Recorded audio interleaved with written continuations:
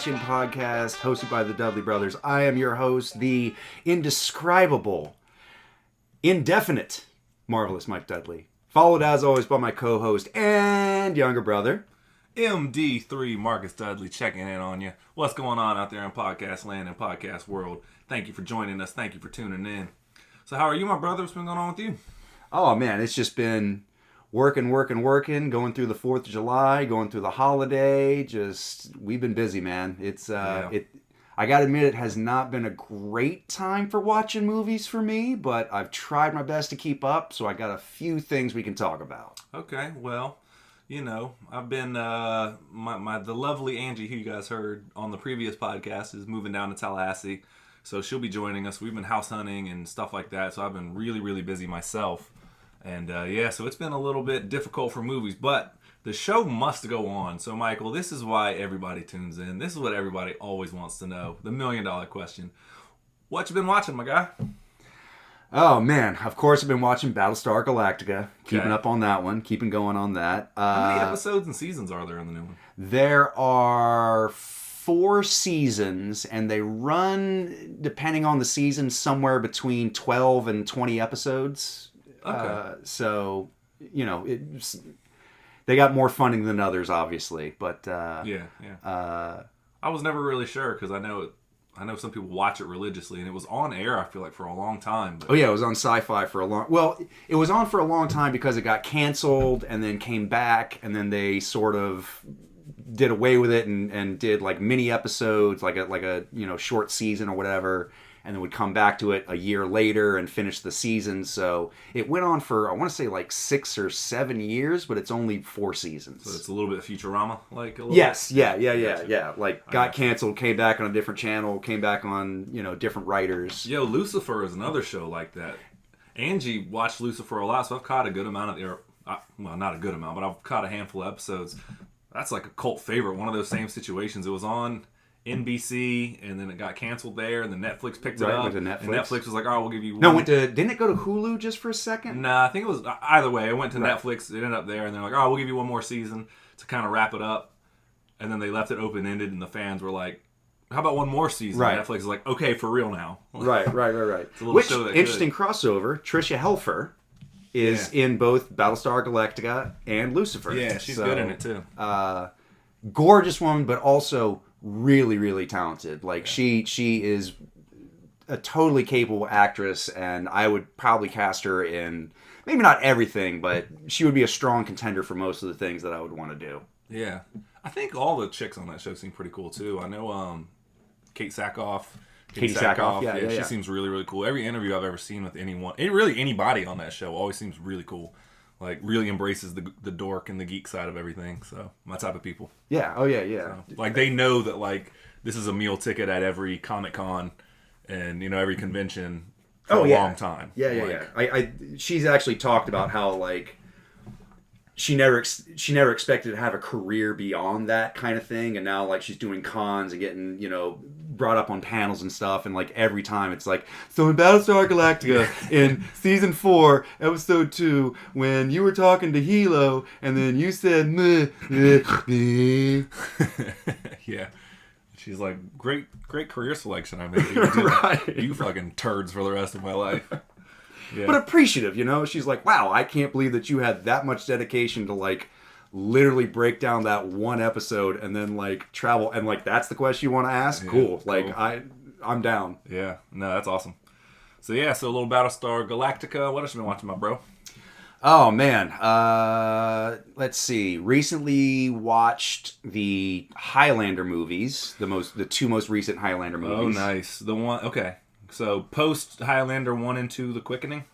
Oh, no. This is going beyond Highlander 3, which had Mario Van Peebles in it. This is, like, after all of this stuff. Shout out to Mario Van Peebles. Dude, he plays an immortal sorcerer whose shape changes, like Shang Tsung. It's great. If you have not seen this movie, you will dig this. He just low-key, he was a director for a long time. An actor. Shout out to Mario Van Peebles. Underrated performance behind the camera and on camera. Right. Shout out to Mario Van Peebles. You get your credit. That's right. Yeah. We see what you're doing. What was the Infinite Soldier was one of them? Like, when he started doing some of the Solo. Yeah, no, there was a couple of them he did. Yeah. Yeah. Either way, yeah. But anyways, yeah, Highlander movies. Yeah. That's what, Endgame, and what's the other one? Endgame, and then it's Highlander, quote unquote, or colon Endgame, and then Highlander colon The Source. Highlander Endgame ran parallel. It was like the series finale of the TV show, pretty much. Yes, or kind of like ran alongside with it. So they had the Highlander movie that followed Colin McLeod, Christopher Lambert for like three or four movies, I forget.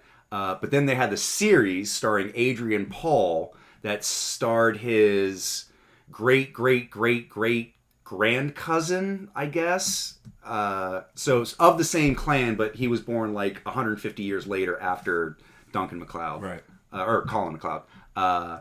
And so there was a series that ran on, I want to say it was Fox, wasn't it? Or USA or TNT or one of the like basic cable shows, but it just pushed the line of being PG-13 without actually like showing like full nipples and blood and stuff like that. But like they really walked the line, and it was fantabulously, gloriously, awfully great. Yeah, I remember you were a big fan of that show. I mean, I'm a big fan of anything Highlander. But anyway, so that movie follows them meeting up, and they have to fight against their common enemy of Jacob Kell, who is another clan like long-distant clan member of theirs, who has basically decided that he is going to just kill every immortal he comes across, regardless of interaction or history, or like the whole story was based on like, oh, well, I can't kill you because we one time met up in 1695 and you said a thing and I love you, but I don't want to take your head. And he has none of that. So like there's a scene where they mention each Highlander's kill count, and I think Duncan is at like 300 and something, Colin is at like barely over 400, and then Jacob Kell is at like 998 or something Lord. That. So he's like the most immortal, and it's basically just a summary of it's the grand finale of the entire like I think 8 or 9 season run of the Highlander show, which is great. Now, Highlander the Source is a big muddled what the fuck science fiction, like they kind of had a different script, and then somebody came along and was like, can we turn this into a Highlander thing? And they were like, yeah, why not? Yeah, sure. So it's all about magic and immortals reaching this glowing portal that is the source of all their immortality. And oh my gosh. There's this like really pale, like 7-foot tall warrior that's called the Guardian, and he's been locked away for like since the dawn of time, and yet he's making like television references from the 70s, so go figure that shit out. Oh man. Yeah. One of them I would kind of recommend if you're into it. The next one I'd just be like, if you want to get really stoned and just laugh your ass off, yes, go for that. I take it you're talking about Highlander the Source. Yes. Oh yes. my god. It's that great. sounds glorious. Because I actually watched a lot of the TV show with you back in the day. Uh-huh. Like so much so that I knew the theme song off the top of my head. I mean, it's literally just the Queen, from the movie though. Yeah. But I didn't know it was a movie. I just knew it from the show. But like in kindergarten, like my best friend Sal, I remember this vividly. Like we were all in, like we would play action, we would play spies and everything like that, and he'd be like, we need a theme song. And I remember having to sing that song before we went into battle as spies or whatever, and I did it way too often, but it was like the hype music for us as kindergartners. So yeah, I remember that vividly. And Seth was like, yeah, hit me with a song. And shout out to Seth Rico, buddy. But yeah, no. So I remember watching the show kind of off and on, not really getting it, but I thought the concept was really cool of like, so wait, they're like immortal and you can only kill them by cutting off the head, but when you cut off the head, you get their powers. Like, that's cool. So yeah. So Highlander, what's the rating for Endgame? For Highlander Endgame, I'm going to give it 31 quickenings. Ooh. And for Highlander the Source, I'm going to give it 2 quickenings.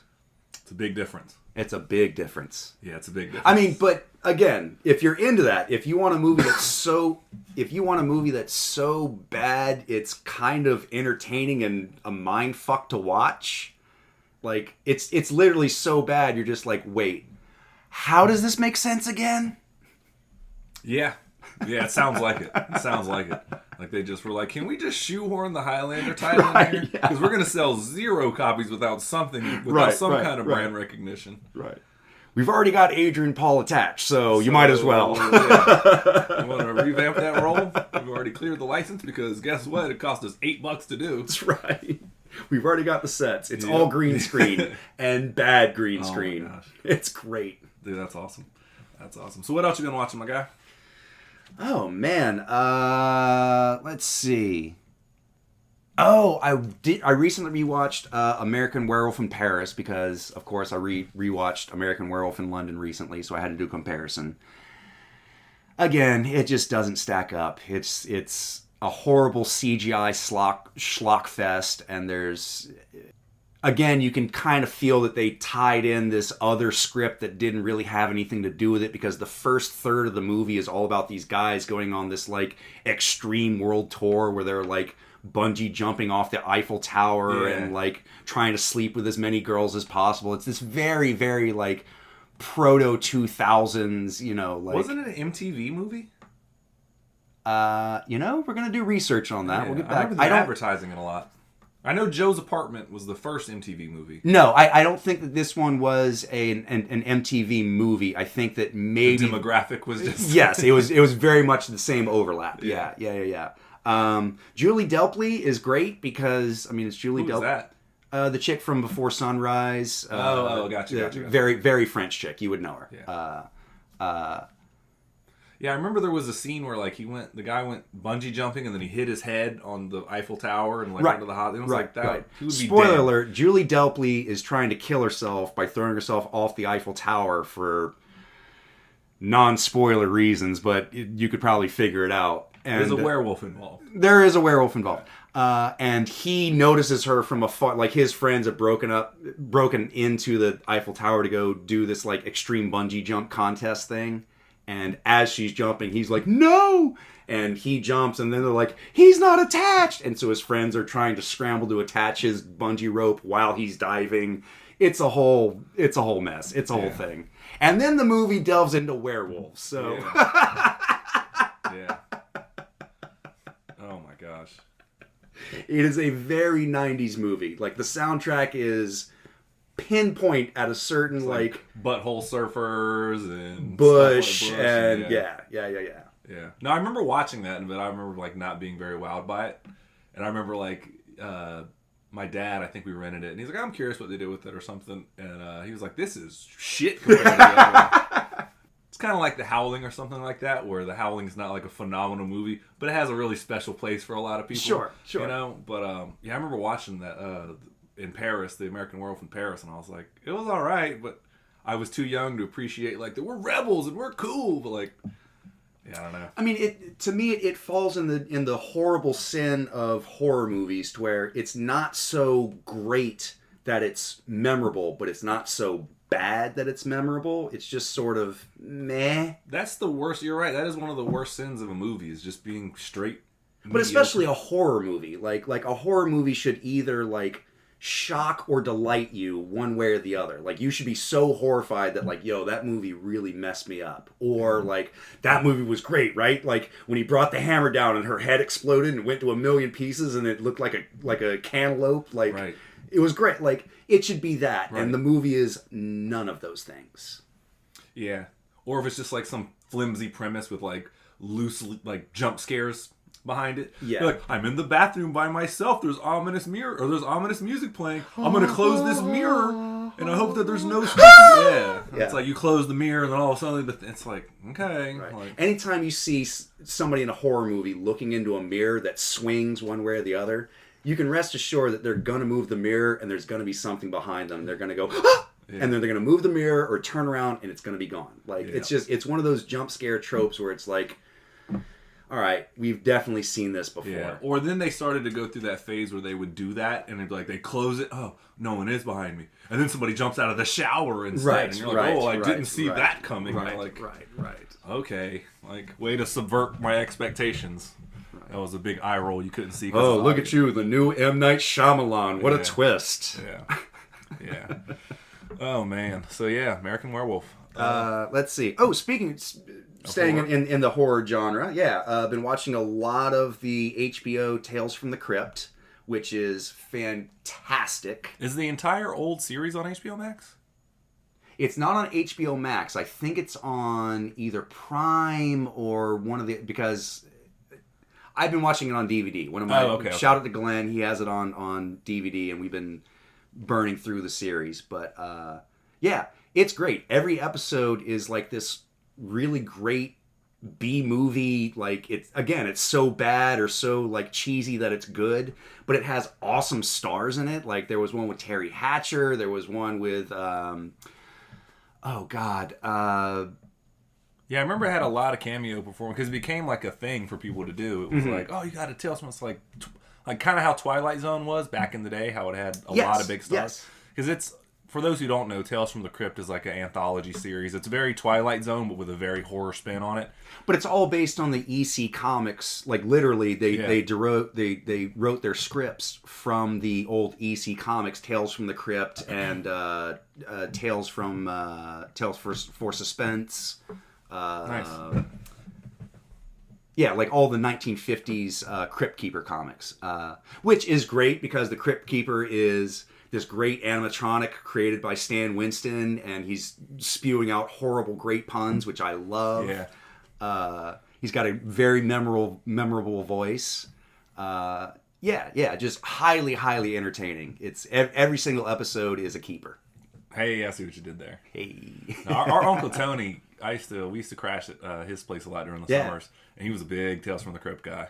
He was always coming out there, and him and his son Brandon, our cousin, always sitting there watching Tales from the Crypt and whatever. So yeah, I saw a good amount of those, but it's good that you're getting back into that, man. That's awesome.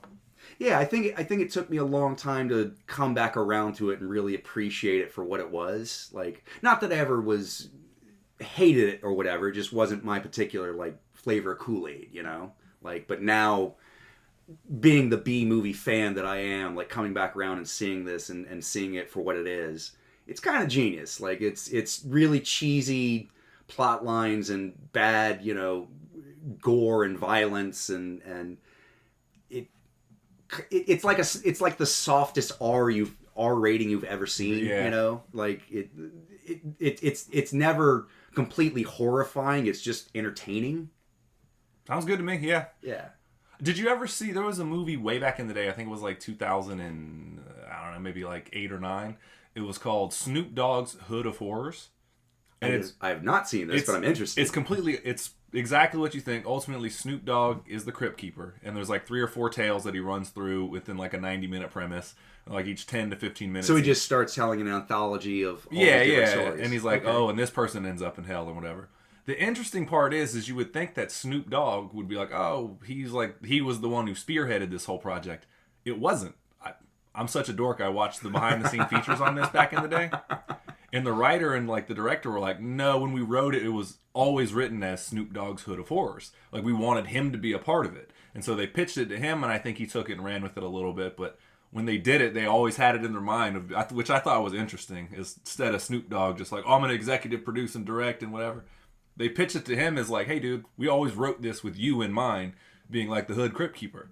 And he's like, I love it. That's and he great. just did it. So, yeah, dog, I'm down. Let's do that. Yeah, I think it's called like Snoop Dogg's Hood of Horrors or something like that. But it's really corny and it's really cheap budget. But if you're a fan of Tales from the Crypt, you should check it out. Yeah. What else we got going on? Oh, I have been watching some stuff myself. Yeah, what you been watching, brother? I know, that's the other $1 million question. I watched Everything Everywhere All at Once again with the lovely Angie. It just came out on DVD, which if you have not seen that movie, take time, go buy it on DVD, and support it because it's an incredible movie. I think it's A24, which is the studio that released it. I think it's one of their highest grossing movie now. I would not be surprised at that at all. Yeah, it's had legs like a son of a gun. But I watched that on DVD again with Angie, and it was her first time seeing it, and man, I cried my eyes out again, man. Like, I just can't. Really? Yeah, dude. That movie hits you in a real special place, man. Dude, it's like, okay, I talk about this movie a lot, like The Soloist. Yeah. How every time I see that movie, I'm transported somewhere. And it's not like I've cried at that movie before, The Soloist, but like every time I watch it, I'm taken somewhere. And it doesn't mean like, oh, I watch it all the time, but every time I see it, I'm reminded like, I fucking love this movie. Yeah. Like Blow is the same way too. Every time I sit down and watch Blow. Wait, you're talking about the movie? Yeah, the movie. Okay. Cocaine's a hell of a drug. But yeah. But also, shout out to cocaine. Yeah. Some great stories I built off of that stuff. Off mic. Yeah. But no, but that's a movie. Like Blow is another one that I watch, and every time I sit down and watch it, I'm like, oh man, this is the shit. And I think Everything, Everywhere, All at Once is going to be one of those pictures. Yeah. Where every time I sit down, it's like I'm going to enjoy it on a level. Because I've seen it twice now. And like the second time, I was still so moved by it. And I was just like, golly, this is everything I wanted it to be. And then some. And just sharing it like with Angie in that moment. Like I think it's the husband, Wayman. Like, he just gets to me. He gets to me every time, man. Like, his pitch on everything and like the self-actualization which Michelle Yeoh has, like it's incredible. So yeah, 10 out of 10, 11s out of 11s, whatever you want to do. Me, portals, multiverses, nothing. How many bagels. everything bagels do you give it? Man, only one. Only one. Oh, that's a deep cut. Because it already has everything on it. That's a deep cut, sir. Yeah. Yeah, I've seen it one time, but I have yet to see it again. I'm really, really looking forward to it. Just based on like now that I know what I know about the movie and really looking at it from an analytical standpoint and sort of like how they go from scene to scene and like weave the emotional journey that they do. I'm already down for the emotional journey. Like I know that that's coming. So like now I'm more interested to see like how exactly the sausage is made and how do they weave this tapestry of just randomness, like this patchwork quilt that somehow feels so comfortable around me. Yeah. I mean, I can't wait to dive into the special features mostly. I watched the deleted scenes and they were good, but it seemed like they had a lot of fun making the movie. Obviously they cut, to that to make it look that way, but it seemed like everyone was having a good time. Oh, yeah, they're never going to include in the special features where everybody's like, at. "Fuck you! Bring me my coffee, you son of a bitch!" Yeah, but it seemed like they're having a good time though, and I really want to dive in on that one because that seems like I said, is built for me. Yeah, and I want to just know everything about it. But agreed. Yeah, it's dope though, man. I'm a big fan of that, and can't wait to watch it several hundred more times. Other than that, what else did I see? Oh, the Bob's Burger movie, which is already streaming on Hulu and HBO Max. How'd it go? Man, I enjoyed it, dude. Like, I'm not a huge Bob's Burgers fan, but like, I genuinely enjoyed it. Good. I genuinely did. It was it's kind of like the Simpsons movie, and it's just like 2 or 3 good episodes tied together. Yeah. But like, it was good. Again, it's a musical, so it opens up on some good numbers and stuff like that, and it's not overly done though. It's only like maybe 4 songs, I think, maybe. And one of them kind of runs in and out, but it's not a tremendous amount of it, but there's just enough in there where you can call it a musical. Okay. But, yeah, it was good, though. Even Angie, she went with me when I was in Maryland, and she was like, I don't give a fuck about no Bob's Burgers. But, at least she's honest. No, which is fine, but she got a couple chuckles out there, so, I mean, I think that's the ultimate test, is if somebody with very little expectations are just kind of going just to keep me company to, facilitate my bullshit, pretty much. But, yeah, it was kind of cool. So she enjoyed it. I liked it. Really fun. I give it a 2 full sesame seed bun. 2 full? 2 full sesame seed bun. Right. Maybe you got some sliders. Maybe there's room for more. But you get all the sesame seeds you could want on the bun in this movie. That's my review of it. Good deal. So just enough sesame seeds. Yeah, pretty much. Other than that, man, into a little bit of a sub segment of what you've been playing. Oh, we're doing that now. Yeah, we'll do a little bit of it. Ladies and gentlemen, have we got news for you? The long-standing saga is finally done. 2 consoles, 2 games. How many years? Over 15 years worth of playing? X-Men Legends is finally and once and for all completed. Yes, sir. We busted its ass over the last couple days.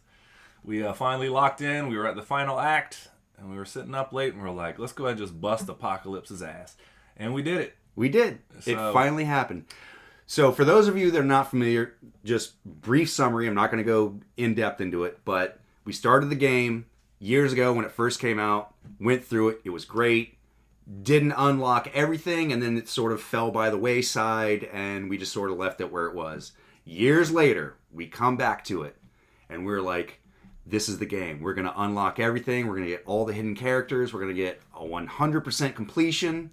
We get 3/4 of the way through it. Hang on. Before you go into that, it also took me... The game was on my want list. I go retro video game shopping a lot. It was on my want list for a solid, few months at least. Solid half a year, almost maybe? a year, Yeah, half a year or more, probably, of me just going regularly. And I found one copy, and I was like, yo, it's it. So then we start the project. And we're getting, as Michael said, we're playing. We get about 3/4 of the way through, and what happens? Video game crashes. Yep. And we're like, well, we just got a bad copy of the game. So now we have to go back on the hunt to go find a new copy of the video game. Which I do. Which Marcus does because he's way more dedicated to this than I am, admittedly. We play through it, and we get about a quarter of the way through and crash again. And we're like, how the heck? So anyway, we figure out what the bug is, find out what it is, and Marcus just decides he's going to just fix through the bug and play up till where we last left off. He finally lets me join in after selfishly hogging it to himself. Nah, you I was a little bit, because you weren't on my pace. It's like when a movie comes out and everyone's like, well, I could go Saturday, I could go Sunday. I'm like, fuck it, I'm going now. Let me know when you see it. I have tickets right now. Who's coming with me? Yeah. But I chipped away to get back to where we were, and I was just like, fuck that, because I wasn't giving up. It was something as simple as an inventory problem. You have to, the developers of the game screwed. We won't bore you. Yeah, but so I had to go sell a bunch of inventory stuff in order to get it working. But I didn't know that until I started the new file and got up to where we were. So I could have just started the old file and then just sold a bunch of stuff and resumed play there. But we didn't. So either way. So I pretty much played the game a full time twice now. So this is the ongoing saga. Michael and I have been chipping away at it since we've gotten back to that point, just slowly but surely. Who's the team? We got the main team is Iron Man first off, first and foremost, and then we got Iceman because he is the stone cold pillar of our team. I mean, he does two things, but damn it, he does them so well. Then we got Sunfire, who once again, I just need you to radiate people and burn things, and guess what he does very, very well. Those two things. And then we got the man of the hour. Mr. Gambit himself. Mr. Remy LeBeau. Mr. Remy LeBeau. Yes, sir. And all he does is charge shit and then rain on cards with people. That's about it. So, yeah. So we finally did it. Got up to where we were. Got the dream team where we wanted them. And busted motherfucking Apocalypse's ass about to hear us high five live on camera. Bow. Done. So I know we had brought that game up a few times. So I wanted to close So the saga's done. It's done, son. We will never talk about it again. We busted his ass. Until Marvel Ultimate Alliance, in which case we're going to start that probably pretty soon. Which, by the way, this is how dumb I get my mind on something. So I do have a copy of Marvel Ultimate Alliance, which is pretty much the same game. It's like a dungeon crawler, but instead of just X-Men, you get the Marvel Universe. Right. Now, there's 2 copies of this game, and I know I'm boring some of y'all and some people's... Stick with us. We're going to come around. Yeah. So there's a copy of the game that includes Doctor Doom, but it's the limited version, and it's really expensive, and you had to... And I paid for it. I don't usually like to buy things online because I like to support actual brick and mortar stores. But I couldn't find it anywhere, and it was getting to the point, and I happened to check DK Oldies one day, and it was there, and I was like, fuck. If I don't buy it now, it's not getting here. It's going to be who knows how long.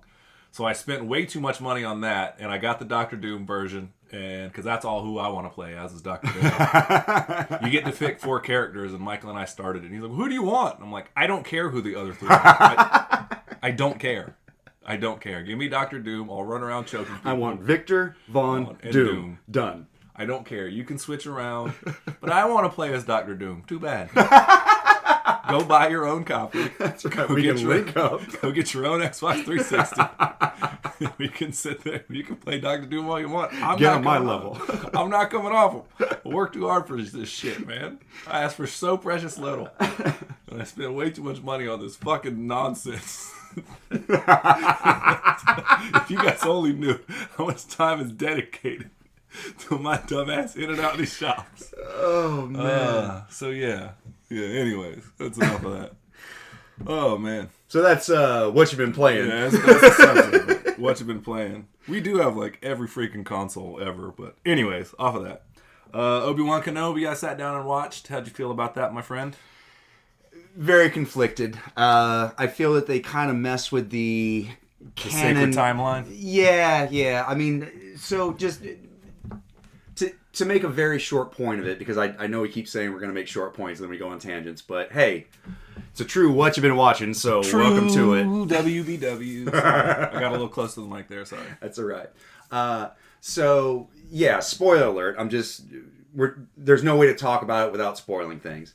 So, Obi-Wan Kenobi goes on this whole side quest to rescue a very young Leia Organa. And then we're supposed to just expect that, like, the very first time that Leia Organa sends a message to Obi-Wan Kenobi is just, help me, Obi-Wan Kenobi, you're my only hope. My father fought with you in the Clone Wars. At no point is she just like, hey, and also remember that side adventure we had where, like, you kept me hostage for, like, kind of hostage for, like, 3 days to a week, depending on, and then we had this whole encounter with Darth Vader, and, like, remember that? Like, we had a real bonding issue. Also, I'm going to need your help now. Like, yeah. They're playing around in continuity that they don't need to play around in. Like, I don't care how the things I like got made. I just like the things I like. Just leave them alone. It's fine. Like, you don't have to give me a backstory on every Star Wars character ever. Like, it doesn't matter to me. I'm okay with them being cool, and we're done with that. It's fine. Yeah. I mean, I politely disagree. I do agree with you on the sense of the Leia thing. That was weird that she's like, you fought with my father in the Clone Wars, and it's like, we did all these adventures. Right. So I'll forgive that, just to get the premise of the show. I'm fine with that. But again, that's forgiving a lot. Yeah, it is. And even then, whatever. I mean, she's not wrong when she said that. Like, you did fight with, but I don't know. Maybe she doesn't know who. I don't know. Whatever. I'm not even going to. But if you were going to ask for help from somebody, would you be like, hey, so I know that you and my dad used to go to the same frat and you guys had a good times, and remember that time that he was on the boat? Or would you just be like, hey, remember that time that you showed up like Santa and made my Christmas and like was distributing toys? Like, that was really cool. By the way, I need your help. No, I understand your qualm with it. Like, I do. I'm saying, but to get to my point, I'm going to have to forgive that. Mm-hmm. So, like, whatever. So let's just say that's forgiven, whatever. My issue was two things. I really liked the show was graphic, man. Mm-hmm. Like, when him and Darth Vader fucking hates this guy. He dumped over a thing of a molten, like, rock or whatever, and then, like, chokes Obi-Wan Kenobi and drags him through the coals, like, slow as shit. And I was like, yo, this is graphic. Oh, yeah. And I dug it. Like, that dude was out for blood. The finale, which, by the way, we're spoiling. I don't care at this point. It's been out for enough weeks. It's on streaming. You can watch the whole thing right now. Yeah. The finale where they showed down, in my opinion, was the best Jedi duel I've seen on film. I mean, some people say Yoda Dooku, but I was kind of not really... Yoda flipping around like that kind of turned me off a little bit. Yeah.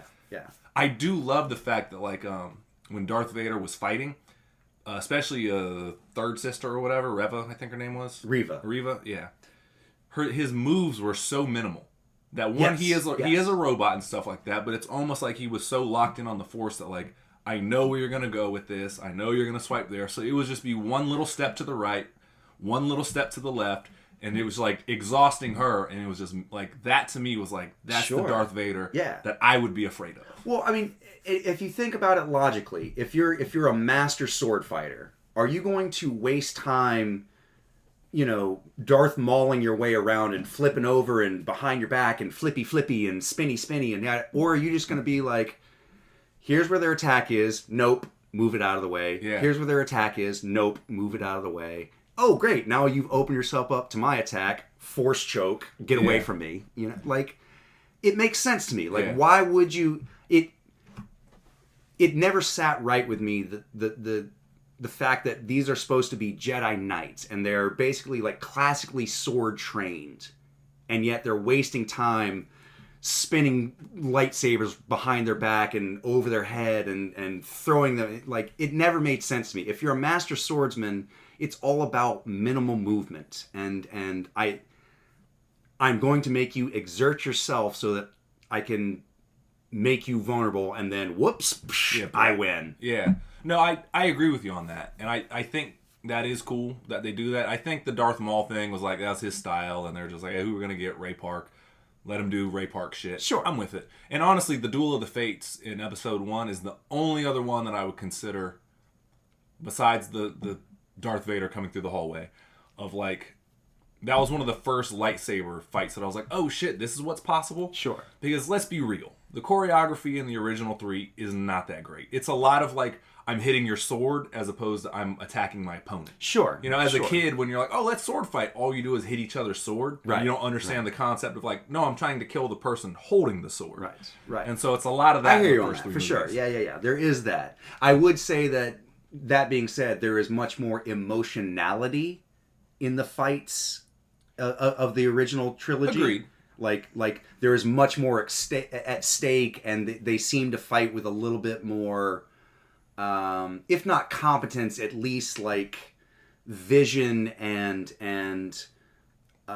content in terms of like it feels like they're really going for what they want. Yeah, no, I agree. Also, it's just Hidden Fortress. Right. It's like look at the movie Hidden Fortress and then watch Star Wars and be like, oh, he took a lot. Which is fine. That's fine. Yeah. But no, I dug that aspect of like the final lightsaber, the duel between Obi-Wan and Darth Vader when they're on whatever abandoned planet that is. Those motherfuckers were going at it. Yeah. And, like they were throwing entire mountains of force and like they were there's going a beautiful play of light and dark to where like everything's sort of blue lit, so it's very monochromatic, and then you just have the flashes of the lightsabers going against each other, and like that's the only sort of like light source in the entire image, and it's beautifully shot. Yeah, absolutely. Yeah, so I dug it for those reasons. Like I actually really enjoyed that show. It's one I would watch again. Besides, Mandalorian I like a lot. Sure. Boba Fett, I saw like 1, 2, 3, and then 6. I could probably go back and finish that. I'm not. See, I would that's say here nor there, though. I would say that Mandalorian has a much more singular storyline in terms of like it's very easy to follow, and they do a much better job of endearing you to the protagonist than they do in pretty much anything else I've seen as far as the Star Wars lines. Like Mandalorian or Book of Boba Fett, just it never really decided what kind of show it wanted to be. There's a whole bunch of different like, well, maybe he does this, but also there's this angle and there's this angle and whatever. And Obi-Wan just sort of told a story that I didn't really think needed to be told.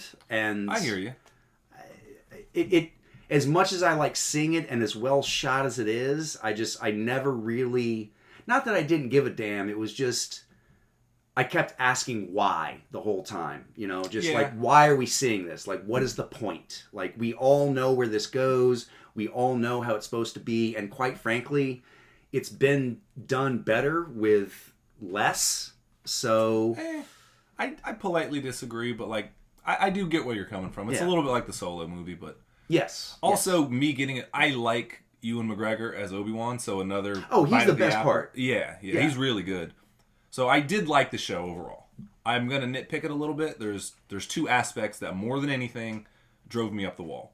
They did the one thing I cannot stand when you introduce a small child into like a TV show or movies or something like that, is they made her annoying as fuck. Yes. Like the first True Grit, not the one with Jeff, whatever his name is, Bridges. Jeff Bridges, yeah. The one before that, the girl with John Wayne. Yeah, with the little girl in that is annoying as fuck. Yes. It's like the kid, like in The Day the Earth Stood Still with Keanu Reeves. They just made Jaden Smith annoying as shit in that movie, and they did the same thing with Leia in this. Like this pouty little brat that's like, "Oh, I'm adventurous and I'm this and that," and it's like you've almost gotten yourself and me killed like 8 times. Right. At what point are you gonna maybe listen? Like I get the initial like, "Hey, who are you really?" kind of thing in her like taking off. But after he saves her ass, it's like, maybe you should listen. And like his whole character arc of like, oh, well, she's strong and she's this. And it's like bullshit. Like she's almost gotten you killed by Darth Vader like 4 times, dude.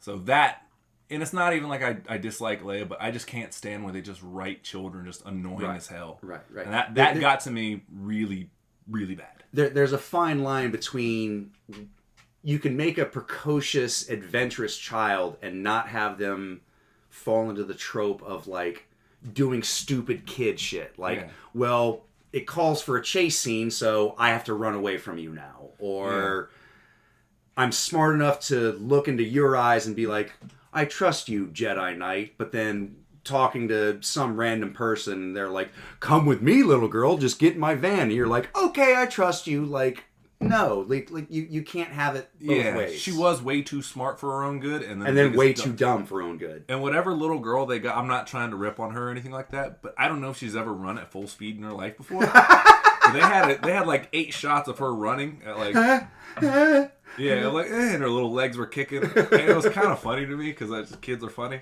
I don't know, just watching her try to like, and it was like supposed to be this tense scene or whatever. But her running just takes me directly out.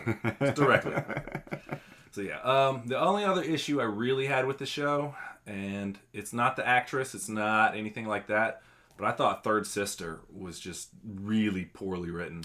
Reva, I agree. Yeah, she was way too headstrong to like, why are you even on this team if you've been this like cocksure and headstrong this whole time of like, oh, I'm gonna do it my way and I'm gonna do this and I'm gonna interrogate people and I'm badass just to be badass, and it's just like she was just terribly written. Yeah, and like I don't even know the actress well enough to know if it was a her thing. I just know strictly by the script it was like, this isn't good.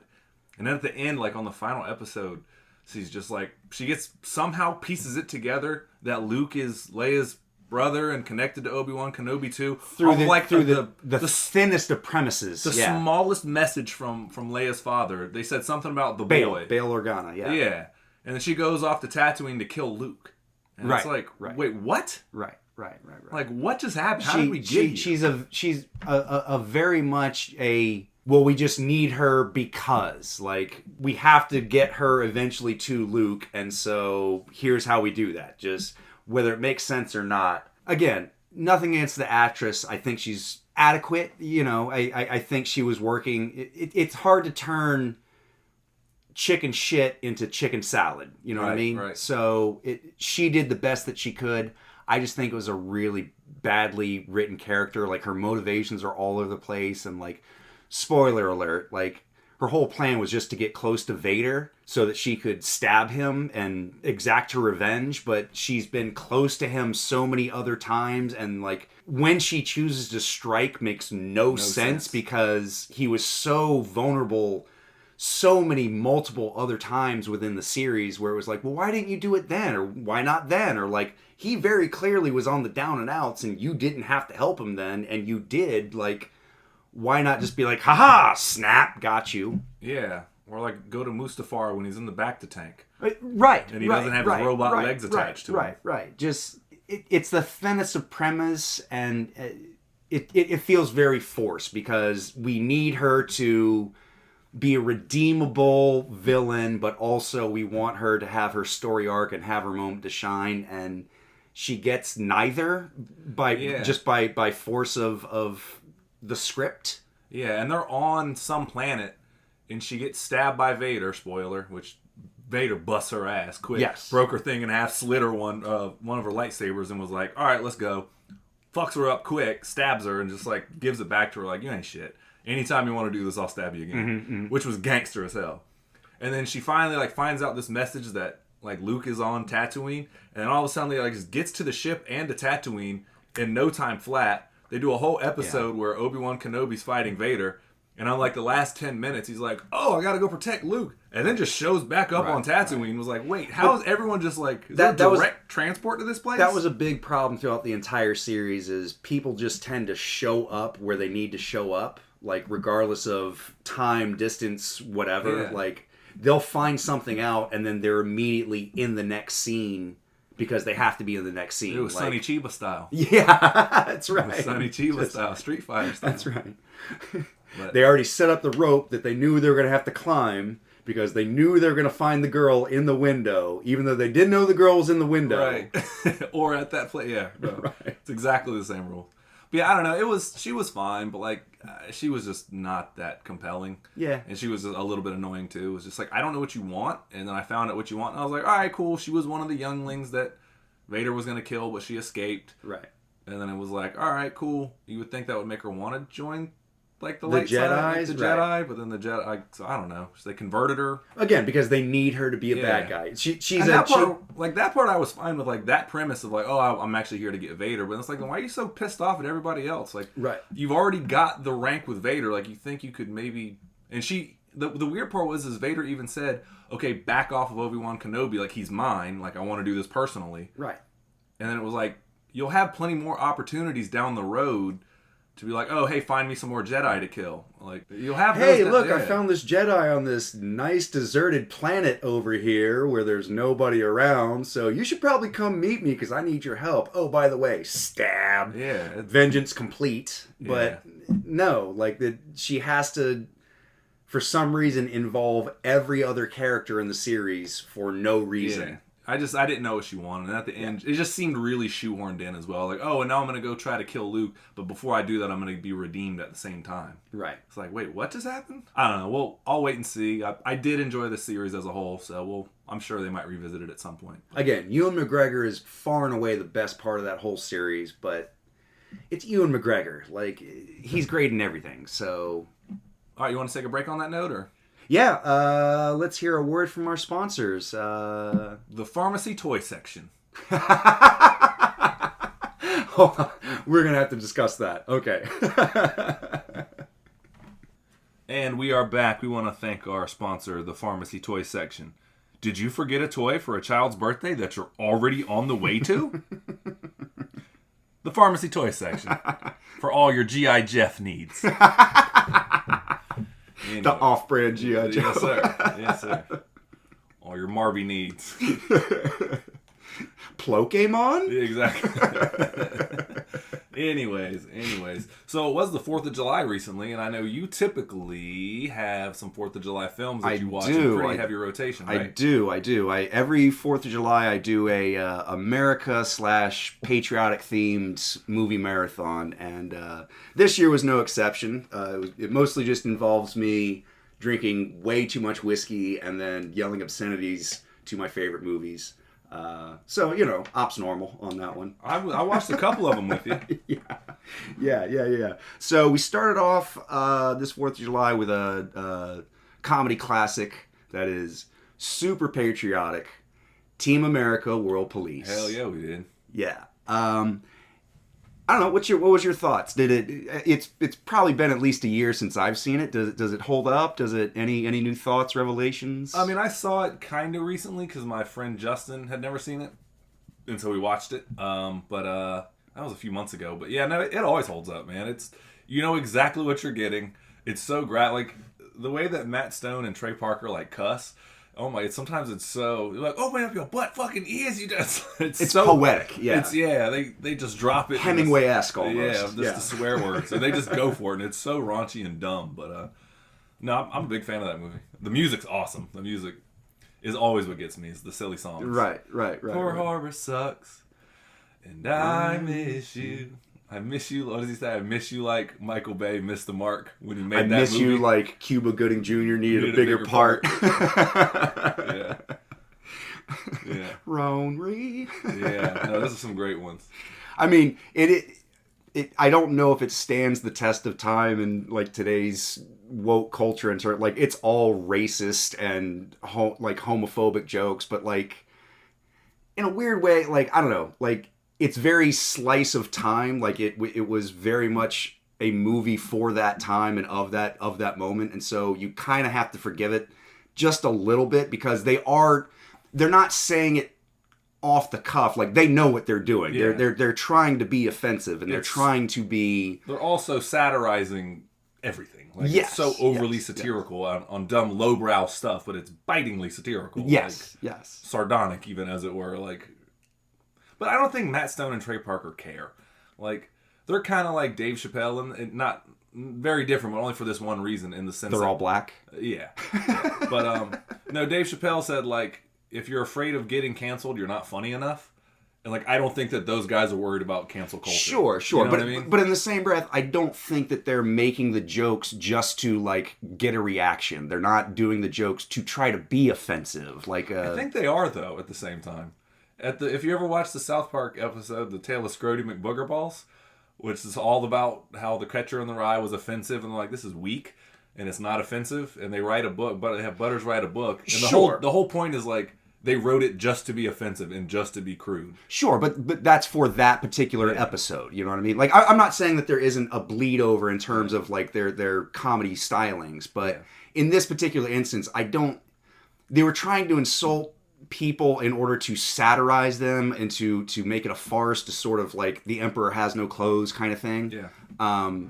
But I don't think that they were intentionally doing it in order to be malicious. Right.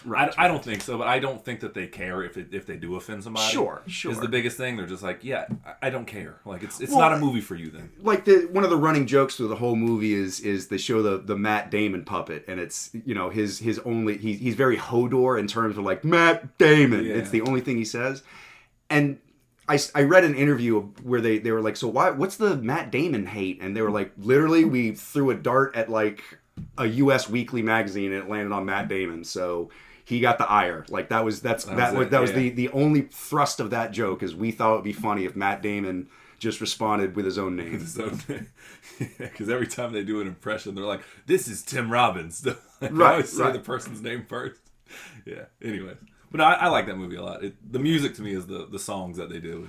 My two favorite jokes in that movie happens. The very first one happens. It's the opening joke, to where they pan in and it's France, 1,500 miles from America, whatever, and it opens up on a little marionette, and it's this very like Judy and Punch, like Sacre Bleu, baguettes, and they pull back, and then it's a marionette doing a marionette show. Yeah. Like, to me, that's one of the best visual gags I've ever seen in my life. It's so great.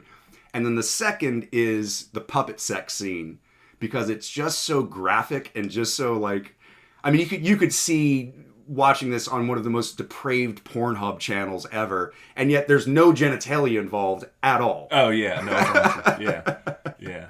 I think my favorite joke is the Matrix joke they do, because they actually hired Bill Pope, who is the director of photography for the Matrix, and so they were like, all right, we're gonna pull the puppets in the air and we're gonna freeze time, and then we're gonna do the Matrix thing, and you're gonna spin the camera around.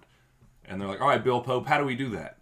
And he's like, Matt Stone, Trey Parker, I don't know. That was the Matrix. You have to ask, like, there's a whole different team, a whole different setup. Right. I was the fight coordinator, not the fucking... Well, he was the director. Right. But he's like, I don't know, man. That's a whole Also, we built a multi-million-dollar machine in order to shoot that one particular scene. Like, yeah, we're not...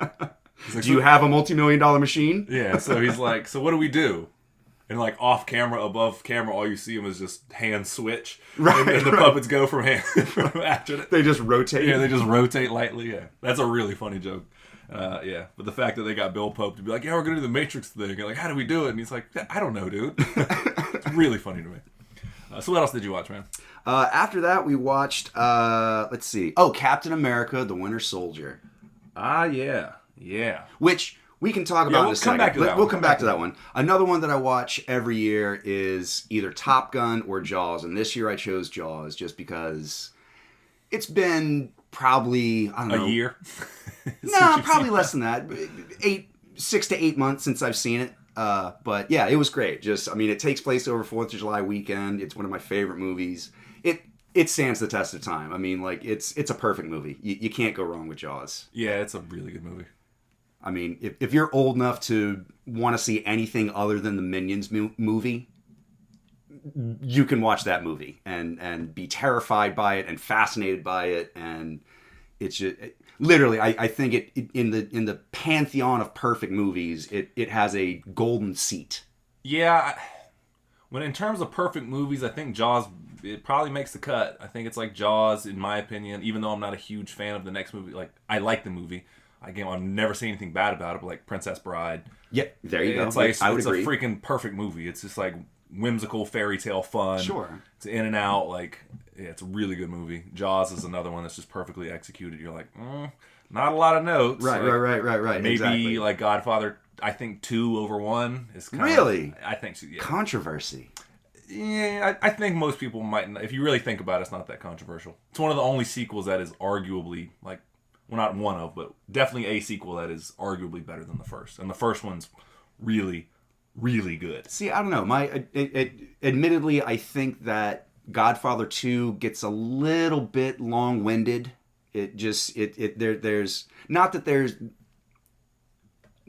it runs too long. Just it takes too long to get to the point. Does that make sense? Well, so does 1. It's just 2 has a lot more. Yeah, but there's a hardcore turn in 1 where like when Michael comes out of the bathroom with the gun, and like that's the turn of the movie. Yeah, but there's like, if you really break it down, like I don't know. Yeah, you're right though. It is long-winded. I think 1 is too. 1 is it's all subtle hand motions and like what is not said as opposed to what's said. Sure. But 2 is the same way. It's just longer and more happens. But again, only like 8 things happen in Godfather 1. In Godfather 2, it's like 12 things happen.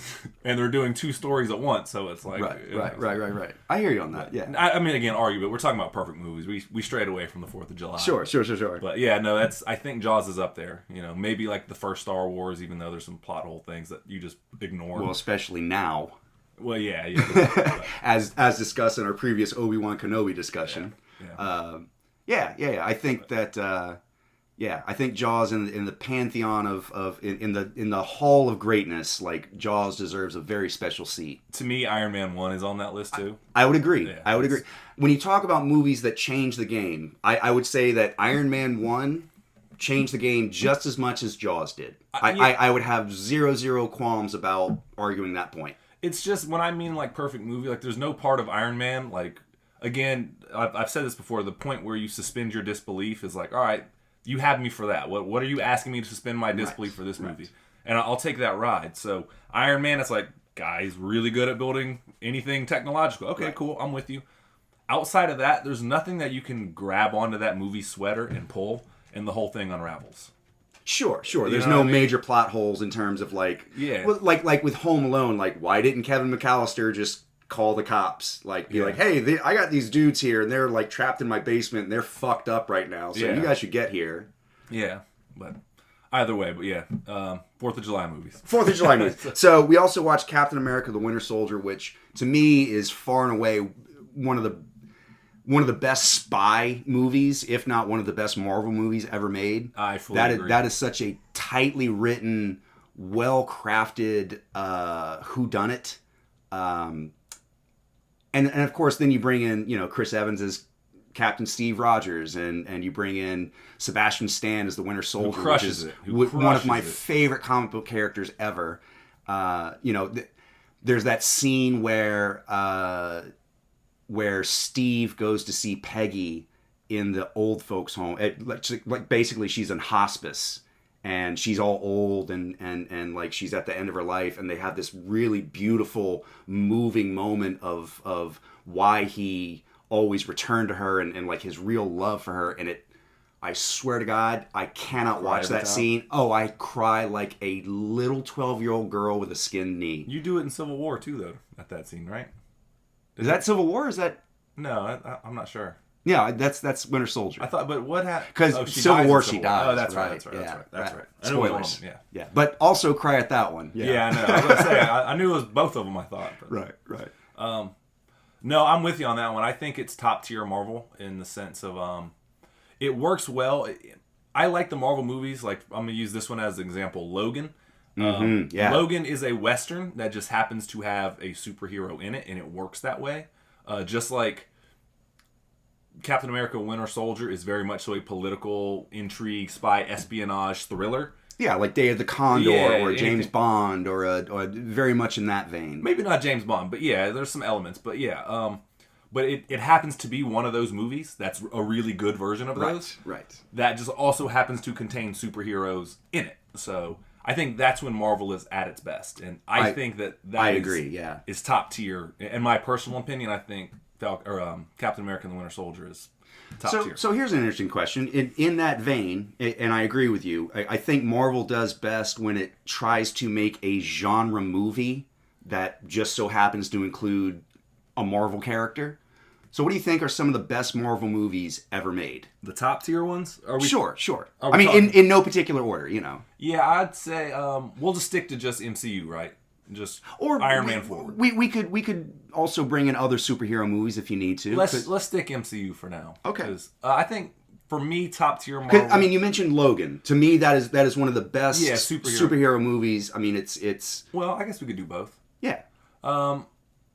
Yeah, I would say superhero movies. I think the best adaptations. Sin City is really good. I mean, it is a comic book on screen. It is hard to argue that. But it's also very much a film noir in the most modern sense. I mean, like every single section of that movie or chapter of that movie deals with, you know, the femme fatale and the lowly gumshoe trying to make good, and it's very much shot in that style.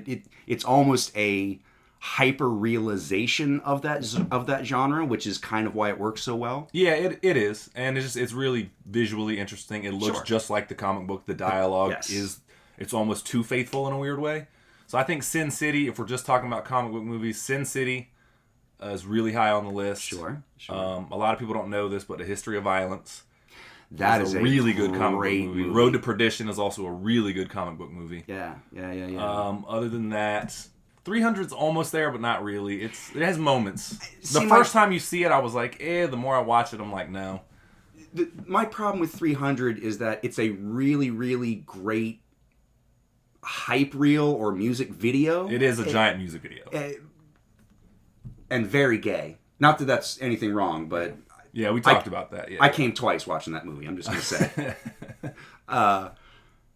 It's almost... Yeah, it's so hyper-realized and almost to the detriment of it. Like, it doesn't... It's so faithful that it can't go anywhere.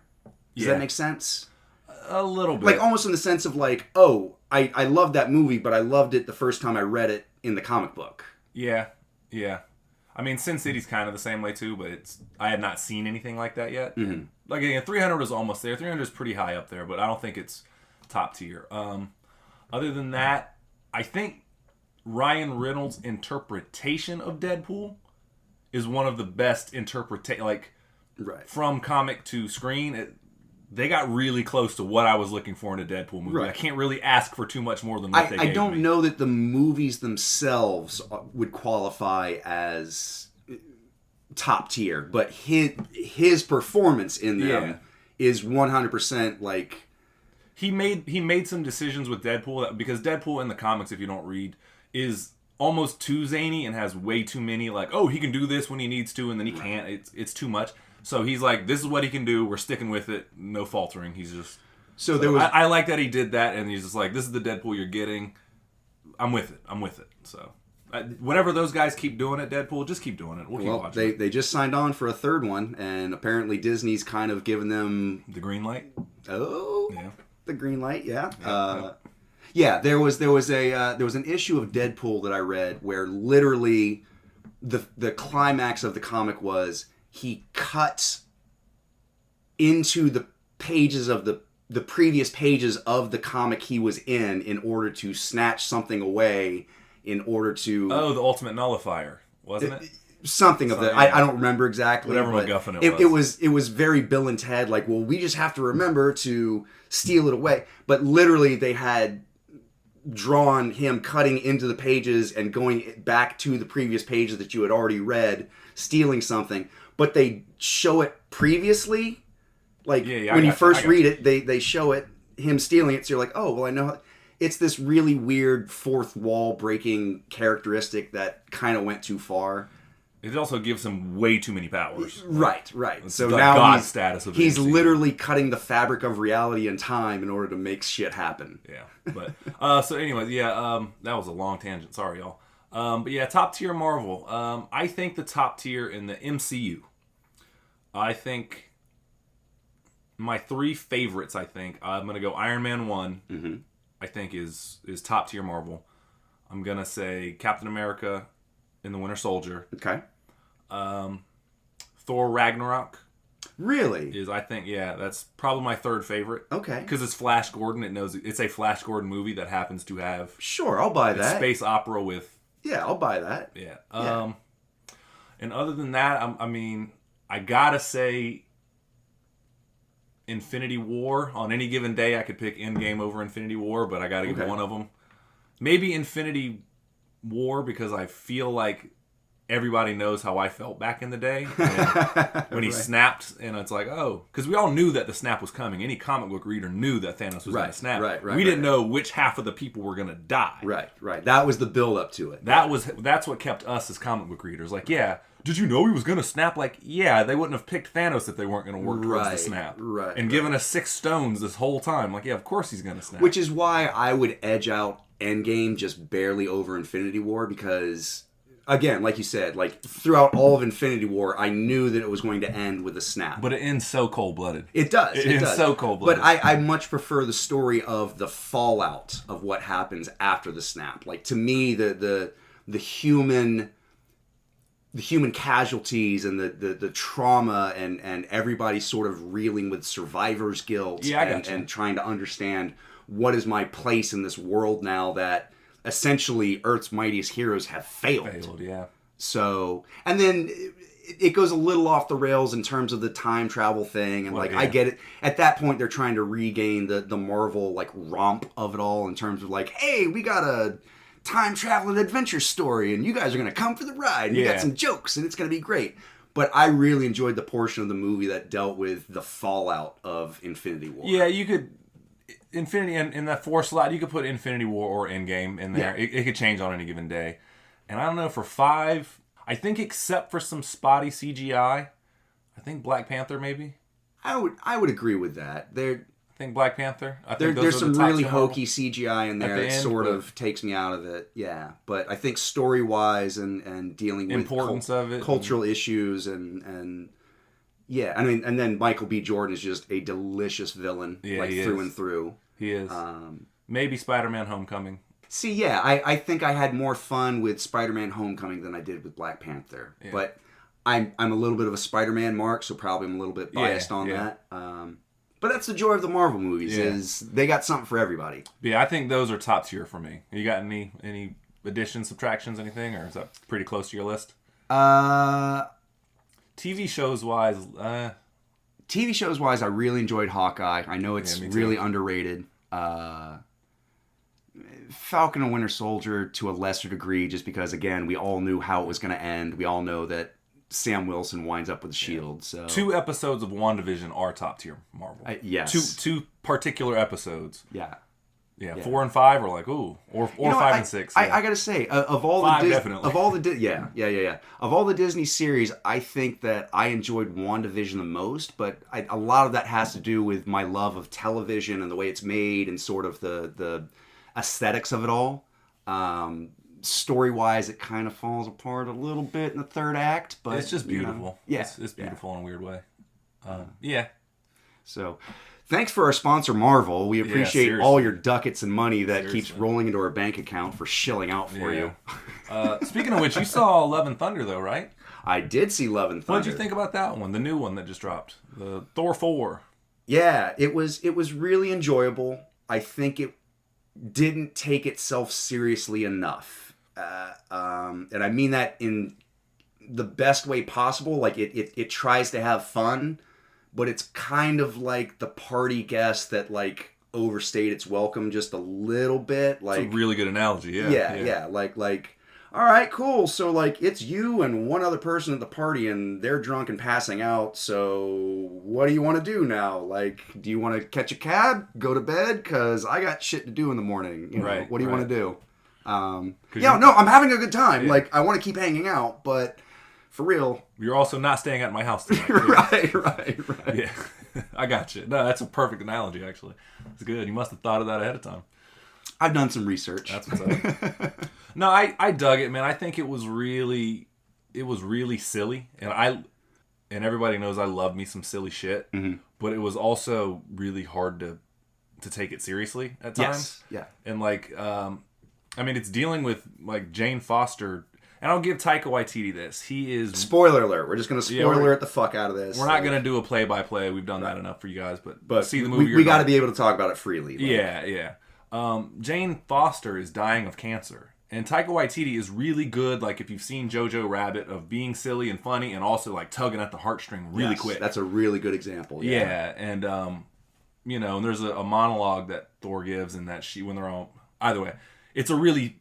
really heavy subject matter, and they kind of just tackle it with a lot of irreverence, which part of me I really enjoyed in the sense, because that's kind of my defense mechanism. Sure. Is when shit gets so bad, it's like, let's just be silly and irreverent and not really pay attention to what's going on. Sure, yeah. So part of me really understands that is the theme. One of the themes of the movie is living in a world of distractions, because that's why I read these comic books. It's why I play a lot of these... humor at some point. Yeah, or just laughing at the minute stuff, because the big stuff is way too scary and real. Sure, yeah. And so that's why I watch a lot of these movies, and it's escapism and not thinking about what's really, So I get some of that.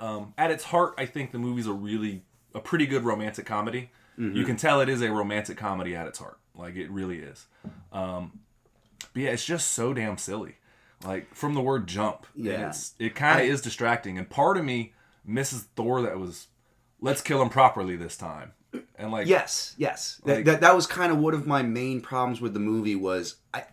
everyone there is so silly and so witty that I really wanted somebody to ground it in the seriousness of the situation. And the only one that does that is... Gore the God Butcher, the Christian Bale character. Yeah. And he's the villain. And he's underutilized, in my opinion. I agree. He is far and away... He is swinging for the fences in this one, and he is phenomenal to watch. There's a really creepy scene he does in there. Yeah.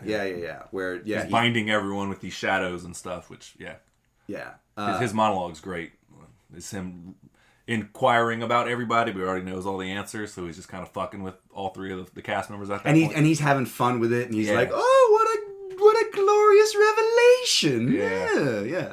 Yeah. But again, like, all of the heroes are so silly and so wacky, and so everybody's got the absurdist humor and witty comments that I really wanted one of them to be like, no, this is serious. Like, we have to tackle this. And by the way, your girlfriend's dying, so you should probably settle some shit up with her before it's too late. And there was none of that. They do at the end, but I like that scene. Gore ultimately, which, by the way, the fact that Eternity is in this movie, Eternity in the Marvel comic books is one of the most powerful beings in all of existence. It's a physical embodiment of all of space. Yeah.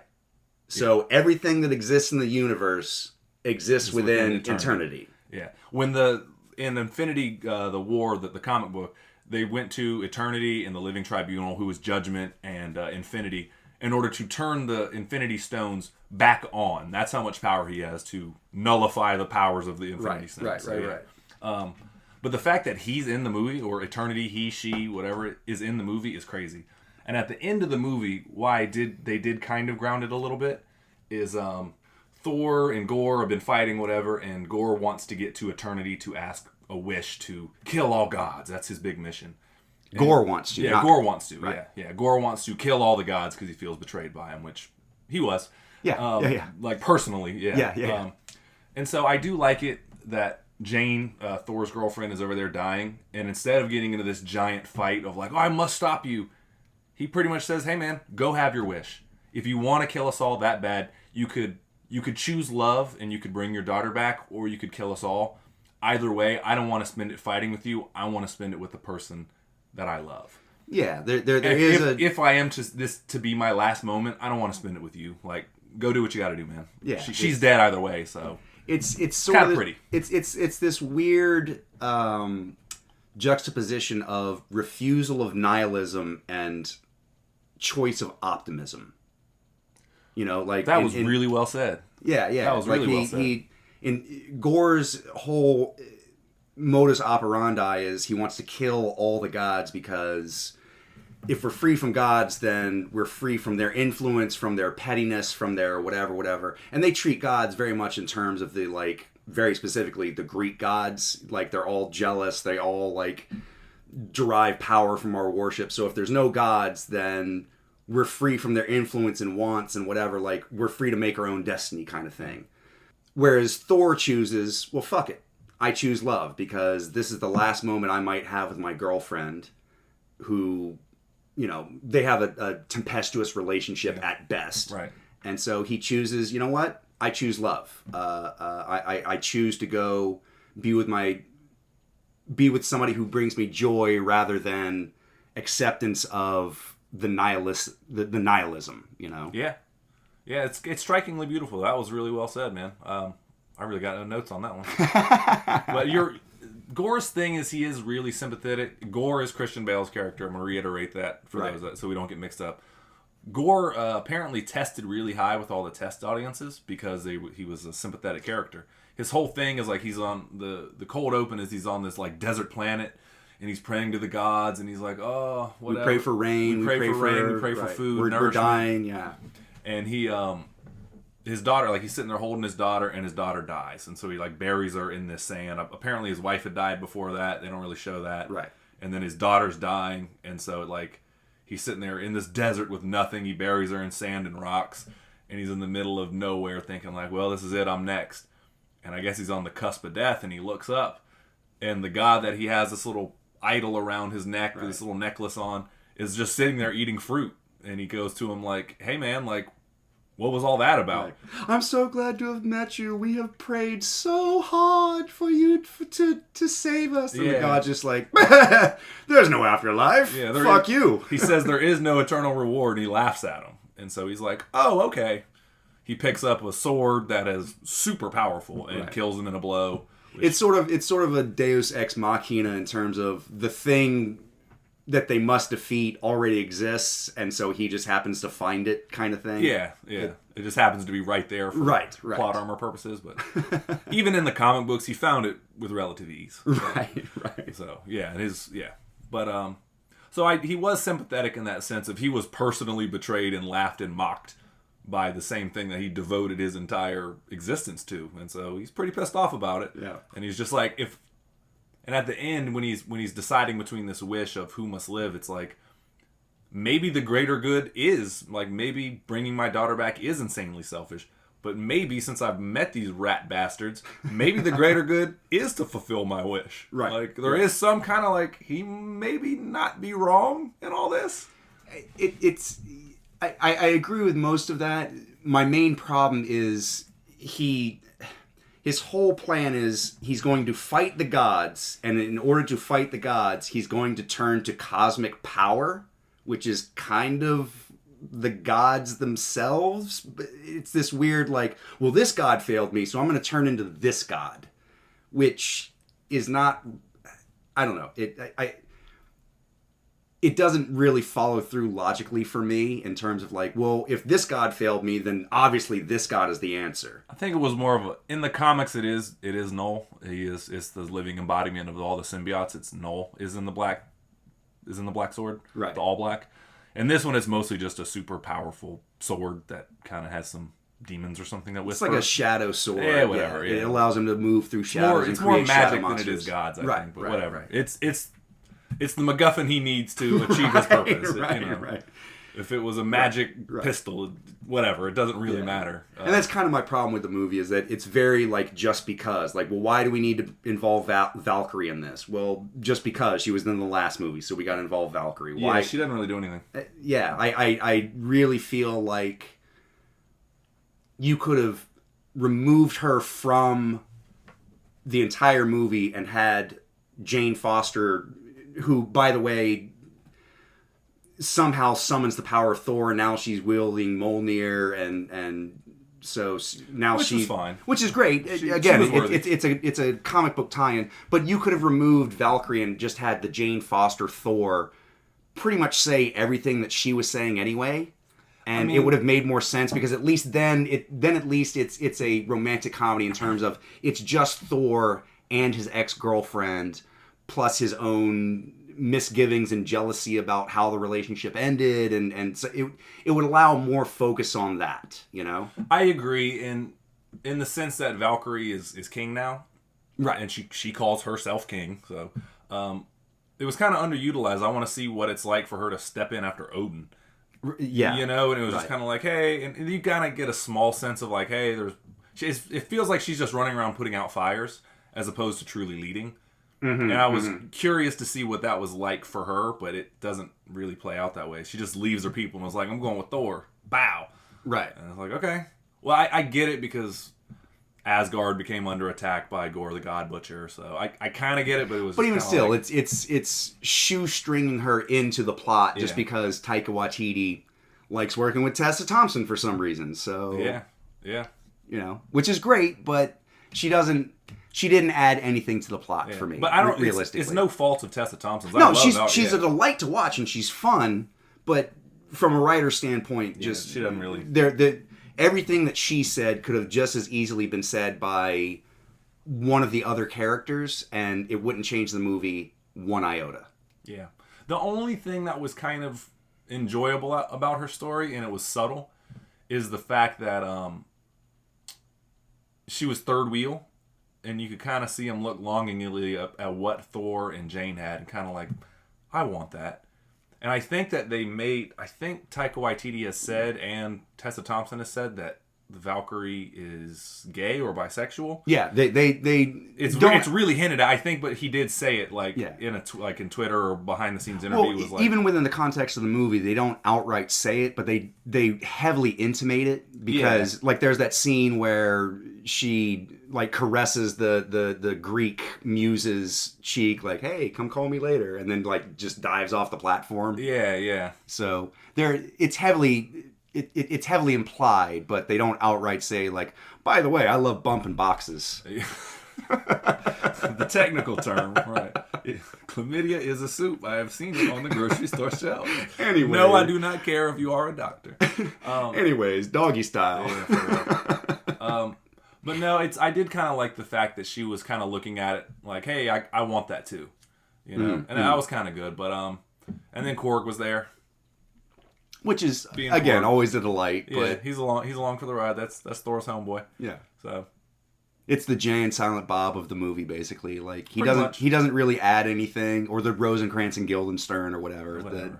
It's the R2D2 C3PO. Like he doesn't really add anything. He's just there to sort of be the Greek chorus in terms of like, this is how we should feel about this now. Yeah. Yeah. Which, hey man, Taika Waititi seems to be having fun, but. Again, overall, I did like it. I would give it 6 power chords. 6 power chords? 6 power chords. I think all you need is 3, but... I get 6.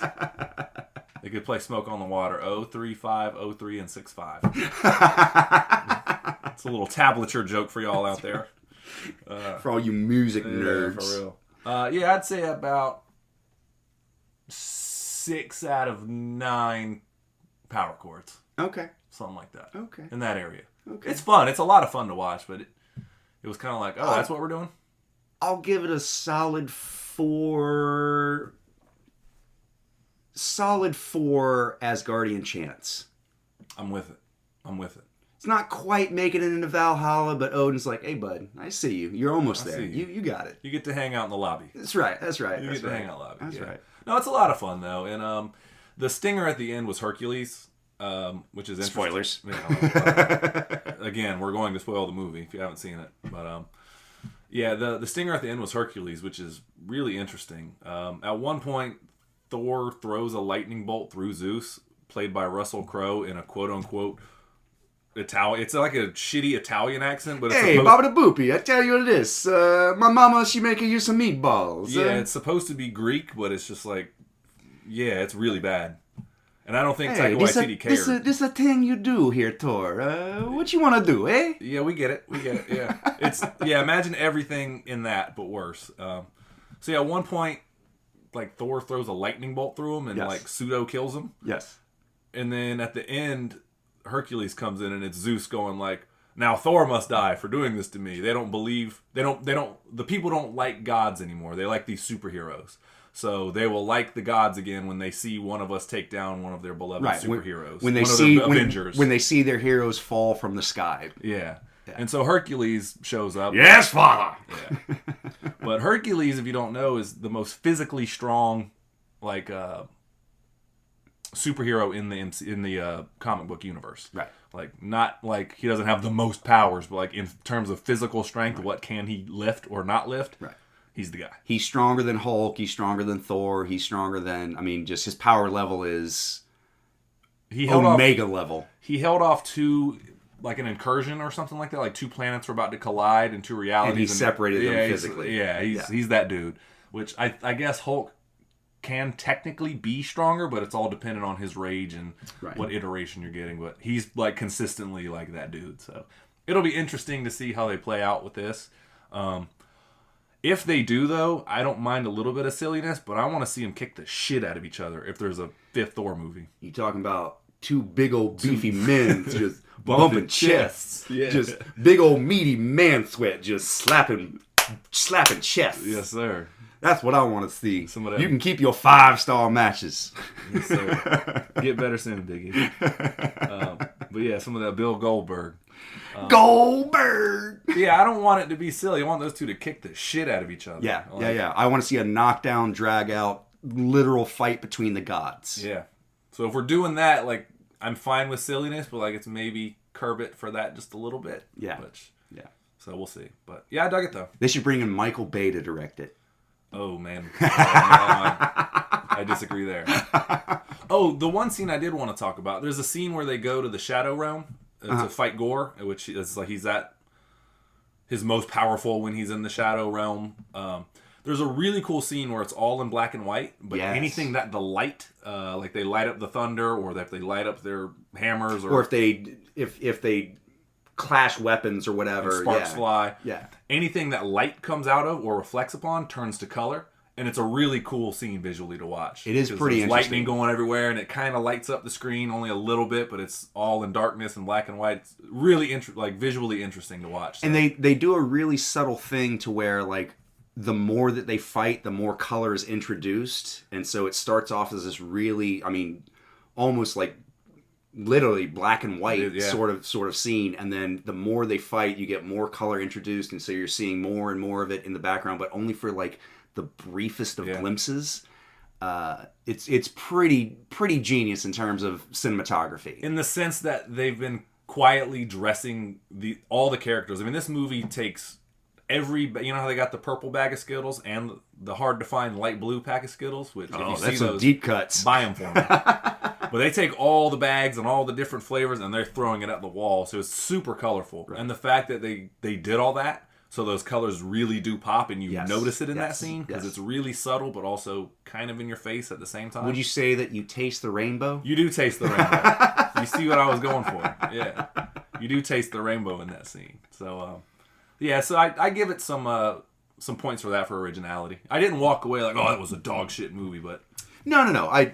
For all its faults, and like I said, as I wish it had taken certain parts more seriously, but it is a really, really fun romp. Like it's entertaining as shit, and at the very least, you can just shovel popcorn into your mouth and just be transported away for like, I think it's only caps out at like 2 hours about or something. 2 hours flat. So you're in and out, you're done. It's fun, you know. Yeah, they definitely drop Guns N' Roses a lot. It's like they only paid for one album or like 3 songs, and it's Guns N' Roses, and they play that shit a lot. You're like, all right, I get it.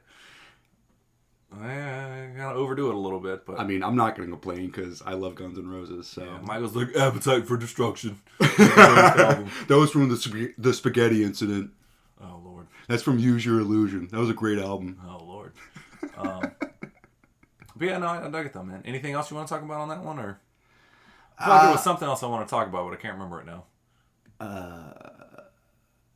Doggy Style? No, it sounds like we're about out of Cavassier here. I guess we'll come back soon. We'll talk a little bit of Miss Marvel as I'm wrapping that up. I'm a little bit behind. Cool. We'll set that up for next time. Yeah. I'll tell you this much. I really liked the first episode. Good. The director, I thought, knocked it out of the park with all the visual flares and stuff. It seems like they're not doing that by episode 3, but it kind of comes and goes. It's very visually dynamic, but it is very different from episode to episode. Yeah. Which, not necessarily a bad thing, just it takes a little bit of getting used to, and it's maybe not... I can't decide whether or not it works to their benefit or detriment, but... Episode 1 as a standalone was blast. I really enjoyed that. The stylistic choices that they did, how everything's kind of like imagination and kind of playing into it, and kind of cuts away and there's graffitis on walls that's not really there and stuff. So, other than that, though, we'll talk about that later. We'll get more into that. We'll check up with you guys in a week or two. And real quick, plug. Before we forget, let's plug. So, once again, you guys can reach us at whatyou'vebeenwatchingpodcast@gmail.com. We would love to hear from you. If you have show suggestions, movies you want us to review, any kind of, mailbag feedback, We'd love to hear from you. You can also reach us at facebook.com/DudleyBrosPodcast.